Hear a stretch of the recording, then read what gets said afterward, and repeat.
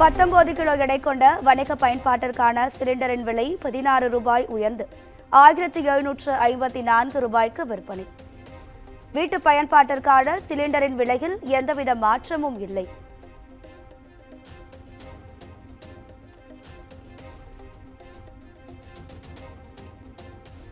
கரூர் பெருந்துயரம் குறித்து வீடியோ வெளியிட்டு மௌனம் கலைத்தார் தவேக தலைவர் விஜய். கூட்ட நெரிசலில் பலியானவர்களின் குடும்பத்திற்கு ஆறுதல்.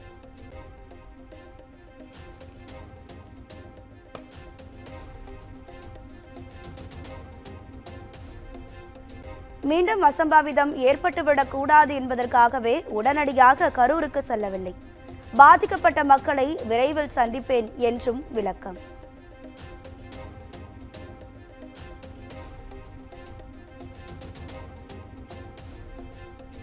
பழிவாங்க வேண்டும் என்ற எண்ணம் இருந்தால் என்னை எது வேண்டுமானாலும் செய்யுங்கள் சிஎம் சார் என்று விஜய் சவால். தொண்டர்கள் சமூக வலைதளங்களில் எழுதுவோர் மீது கை வைக்க வேண்டாம் என்றும் எச்சரிக்கை.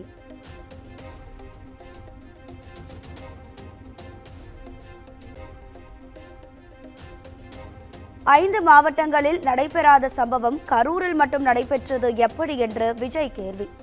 மக்கள் எல்லாவற்றையும் பார்த்து கொண்டிருப்பதாகவும் உருக்கமான பேச்சு.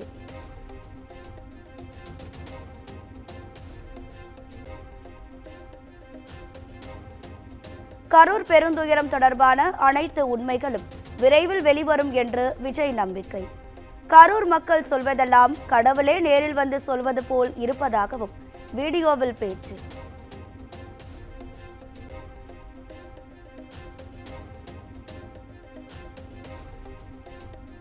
மக்களின் அன்பிற்கும் பாசத்திற்கும் கடமைப்பட்டுள்ளதாக விஜய் பேச்சு.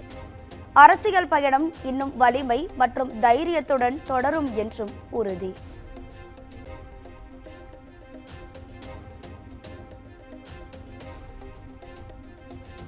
கரூர் பெருந்துயரம் தொடர்பான வீடியோ ஆதாரங்களை வெளியிட்டு தமிழ்நாடு அரசு விளக்கம். தவேகவினர் விதிமீறலில் ஈடுபட்டதற்கான வீடியோக்களும் வெளியீடு.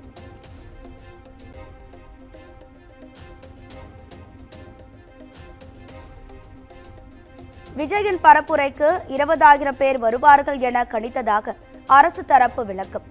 எதிர்பார்த்ததை விட கூடுதலாக மக்கள் திரண்டதாகவும் அதிகாரிகள் பேட்டி.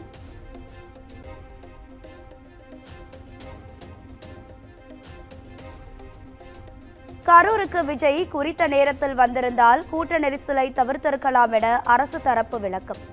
விஜய் தாமதமாக வந்ததால் பலர் மயங்கி விழுந்ததாகவும் குற்றச்சாட்டு.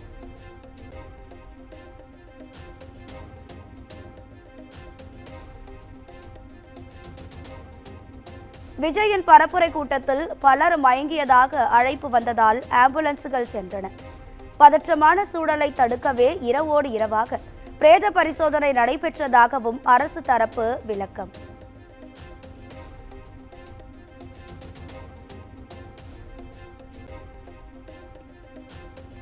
கரூர் பெருந்துயரம் குறித்து அரசு அதிகாரிகள் மூலம் விளக்கம் அளித்ததற்கு இபிஎஸ் கண்டனம். அரசின் செயல் ஒரு நபர் ஆணையத்தின் விசாரணையை பாதிக்காதா என்றும் கேள்வி.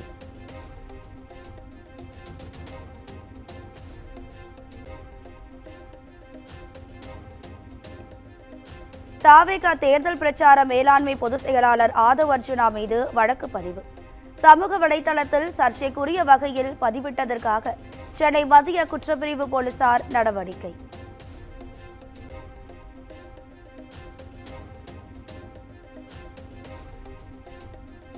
கரூர் துயர சம்பவத்தில் கைதான தவேக நிர்வாகிகள் மதிகழகன், பவுன்ராஜ் ஆகியோருக்கு 15 நாட்கள் நீதிமன்ற காவல். கைதான தவேகவினரை தாக்கவோ ஒருமையில் பேசக்கூடாது என போலீசாருக்கு கரூர் மாவட்ட குற்றவியல் நீதிமன்றம் உத்தரவு.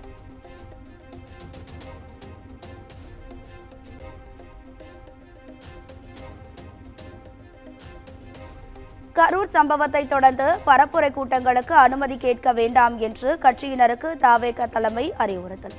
கட்சியில் இருந்து மறு அறிவிப்பு வரும் வரை எந்த ஒரு நிகழ்ச்சிகளும் நடத்தக்கூடாது என்றும் உத்தரவு.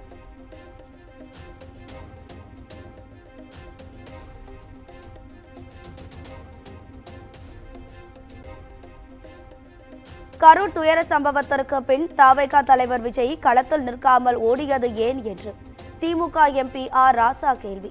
குற்ற உணர்வால் தாவேகா 2ஆம் கட்ட தலைவர்களும் கரூருக்கு செல்லவில்லை என்றும் விமர்சனம்.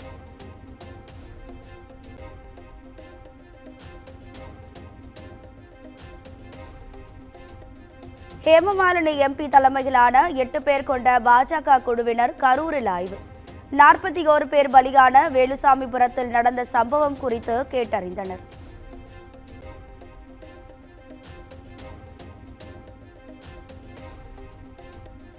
கரூரில் விஜய் பரப்புரைக்கு பெரிய இடம் கொடுத்திருந்தால் துயர சம்பவம் நிகழ்ந்திருக்காது என பாஜக எம்பி ஹேமமாலினி கருத்து. கரூர் துயரம் குறித்து உச்சநீதிமன்ற நீதிபதி தலைமையில் விசாரணை நடத்த வேண்டும் என்று மத்திய அமைச்சர் அனுராக் தாக்கூர் பேட்டி.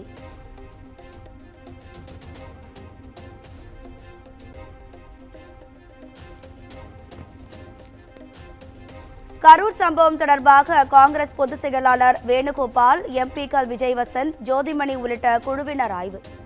உயிரிழந்த நபர்களின் உறவினர்களை சந்தித்து ஆறுதல் கூறிய போது துக்கம் தாழாமல் ஒரு பெண் மயங்கி விழுந்ததால் பரபரப்பு.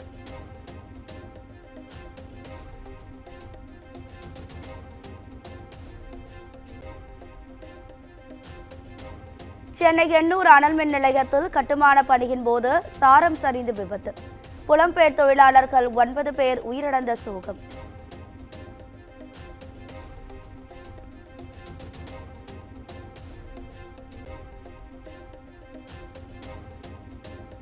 எண்ணூர் அனல் மின் நிலைய விபத்தில் பலியானவர்களின் குடும்பங்களுக்கு தலா 10 லட்சம் ரூபாய் நிவாரணம். உடல்களை சொந்த மாநிலங்களுக்கு கொண்டு செல்ல ஏற்பாடு செய்யவும் முதலமைச்சர் ஸ்டாலின் உத்தரவு.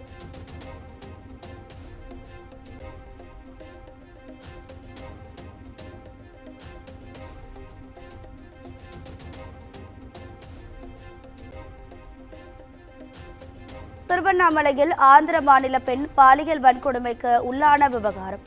பாலியல் வழக்கில் கைதான 2 காவலர்களை சஸ்பெண்ட் செய்த மாவட்ட எஸ்பி உத்தரவு.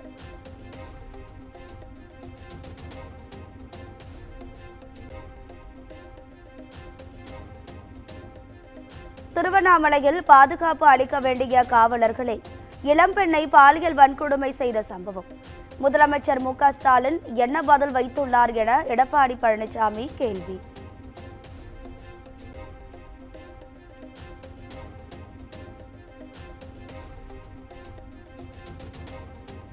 மதுரை மாவட்டம் மேலூர் அருகே சாலையோர பள்ளத்தில் சுற்றுலா வேன் கவிழ்ந்து விபத்து.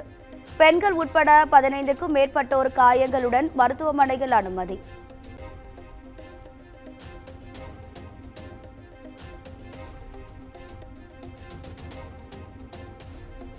திருப்பதி ஏழுமலையான் கோவிலில் 7ஆம் நாள் பிரம்மோற்சவ விழா கோலாகலம். பெருமாள் சந்திர பிறவை வாகனத்தில் எழுந்தருளி பக்தர்களுக்கு காட்சி.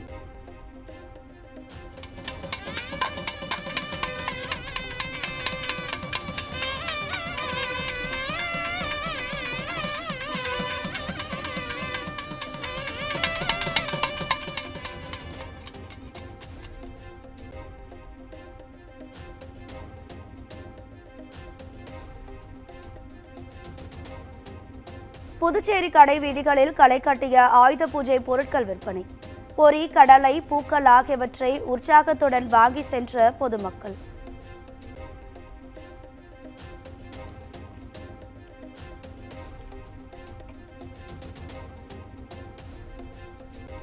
பீகாரில் சிறப்பு தீவிர திருத்தத்திற்கு பிறகு வாக்காளர் பட்டியல் வெளியீடு. 68 லட்சம் பேர் வாக்காளர் பட்டியலில் இருந்து நீக்கப்பட்டதாக தேர்தல் ஆணையம் விளக்கம்.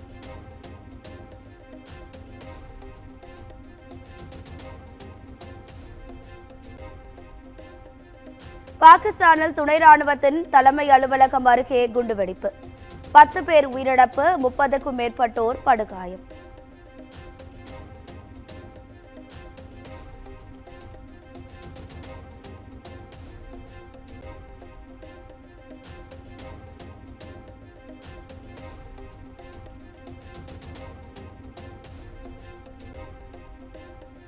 இசையமைப்பாளர் ஜி.வி. பிரகாஷ், பாடகி சைந்தவியின் திருமண வாழ்க்கை முடிவுக்கு வந்தது. இருவருக்கும் பரஸ்பரம் விவாகரத்து வழங்கி சென்னை குடும்ப நல நீதிமன்றம் உத்தரவு.